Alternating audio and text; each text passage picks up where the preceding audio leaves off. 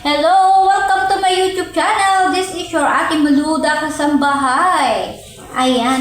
Nag-aayos ako ng mga gamit dito kasi ang daming unos. Baka naman matutulungan nyo ako. Ano bang gamot dito sa mga unos sa cabinet? Weekly, chinecheck ko na to kasi nga ang mga unos, ay nako, inuunos na ako. Baka may maitutulong kayo, suggest kung ano yung pinakamagandang pamatay ba sa unos or kaya sa anay. Ay nako, kung gusto kung makikita nyo lang ang unos, nakakasura. Ang dami. Nakaiyamot. Oo. Eto sinasabi ko sa inyo unos. O, tingnan nyo, ang dami ko nakuha. Ito yung salot ng ng cabinet. Oo. Palagay nyo, ano kaya magandang ano kaya magandang pamatay sa mga ganito para mawala na. Dami pa rito sa sahig. Weekly, nag-check ako ng mga cabinet ngayon dito sa aking pinag-tatrabahuan. Para mamonitor ko yung mga best friend ko ding anay. Ay nako. Pa-help naman, baka may alam ko yung pang magandang pampatay ba? Nakakasura. Pati anay, minomonitor ka na yun, tsaka unos.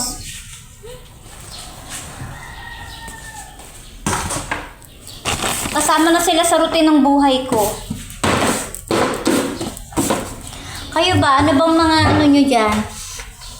Alam nyo mga ka-YouTube, hindi ganun kadali maging kasambahay, nanay, tapos yung content creator ka sa mga social media, diba? Kagaya niyan, habang ako ay naglilinis dito, nag-iisip ako kung ano pang gagawin kong content para dun sa blow up ko na ganon. Tapos meron din ako sa TikTok. Baka gusto nyo ako i-follow sa TikTok.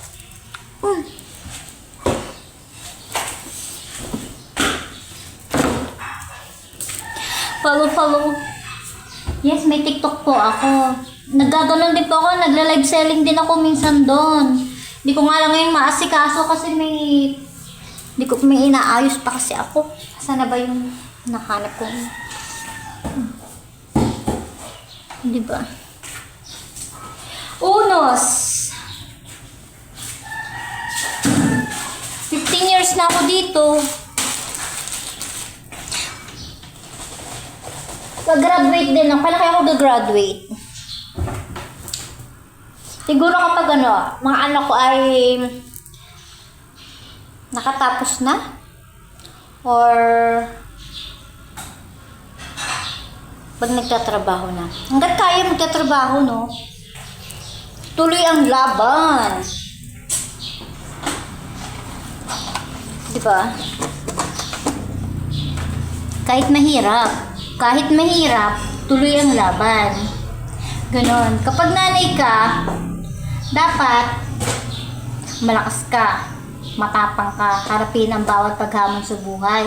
Kaya kayo mga kananay na kagaya kong kasambahay, huwag po tayo basta-basta susuko. Kaya natin yan. Mga problema dumadaan sa ating buhay. Asus! Sisiw lang sa atin yan. Tawanan mo lang. Pero kapag seryoso na, ay sumeryoso ko natin, diba? Ganon niya lang yung ganon. Sumabay sa agos ng buhay. Ayan. Ako nga pala may papakita ko sa inyong map. Meron ako noon sa aking ngayon sa aking TikTok, sa showcase ko. Wait lang, kukan ko. Wait, ako yung alis. Wait lang.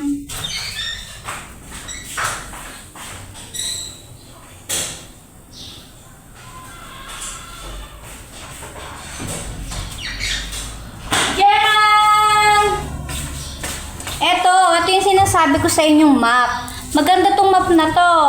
Oh. May na to, spray. Ito ko nilalagay yung pinaka-spray niya. Tapos, yan. Meron ako nito sa aking yellow basket sa TikTok. Follow nyo ako doon.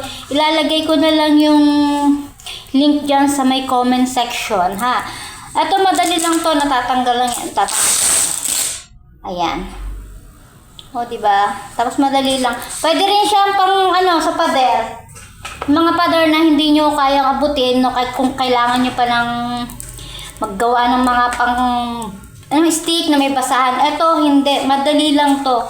Ganito lang kasimple. Ayan, kagaya nito, hindi mo about. O, ayan, o, diba? O, diba? Madali lang siya. Madali. O, ganun lang. Tapos, ito yung pang-spray niya. Pag ito pinush mo, lalabas yung tubig dito. O, ayan. Ito, o.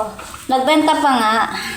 Hindi, baka gusto nyo rin, pabilhin nyo ang inyong amo. Ito pinabili ko talaga sa aking mom. Sabi ko, mabili mo ako ng map para sipagin ako maglinis. So, ito yun. Masisipagin kang maglinis kasi masakit sa balakang kaysa pupunasan mo ng mano-mano sa kamay. Hindi. Ito madali lang. Very easy. Gaganyan mo lang siya. I-spray-spray. Pwede kang mag-map habang nagtitiktok. EXO right. O, diba? Napakadali. Simpleng-simple lang gamitin to. Magpabili rin kayo sa inyong mga amo ng ganito. Mura lang to. Wala pa tong wala pa tong... Basta mura lang to. Kano lang, parang mahigit 200 ko lang to nabili. Or minsan wala pa kapag sale. Kapag ako yung nagla-live selling, mura to. Kaya minsan, i-follow nyo ako para pag ako yung nagla-live selling, makikita nyo to sa aking yellow basket. Tapos may mga pa-voucher doon. Yun. I-click nyo lang yun para mababang presyo nyo yun. Visit nyo ako sa aking TikTok account. Marami po ako doon paninda na pwede nyo gamitin sa inyong bahay, sa mga skincare, ganon, iba-iba, pabango, marami. Ito ha, baka gusto nyo nito. Sinasabi, baka lang naman po, baka lang. Ayan, tutuloy ko na ulit. Kaya nito, habang ako'y nagtatanggal ng kalat, so nag-iisip ako ng aking i-content sa susunod na sa isa kong socknet, di ba? Ganun lang. Tayo mga nanay, dapat malawak ang ating utak sa mga bagay-bagay na pwedeng pagkakitaan at tawag din para sa ating mga anak, di ba? Kaya tayo nagkatrabaho, hindi lang para sa ating sarili, para sa ating mga anak, sa ating pamilya. At kung ikaw naman ay nakakaginawa sa buhay, syempre, huwag mo naman kalimutan yung mga mahal mo sa buhay, kaya yung mga kapatid mo, kamag-anak mo na kailangan ng tulong mo, tumulong naman, di ba? Ganun lang. Ako kapag bibigyan ng pagkakataon ni Lord na ako ay hindi naman yumamang mayaman. Yung lang, simpleng buhay lang na nakakaangat. Gusto ko sa pagangat ko, hanggang isasama ko yung mga pamilya ko, mga kapatid ko. Gusto ko ganun. Ayoko nang ako lang ang aasenso.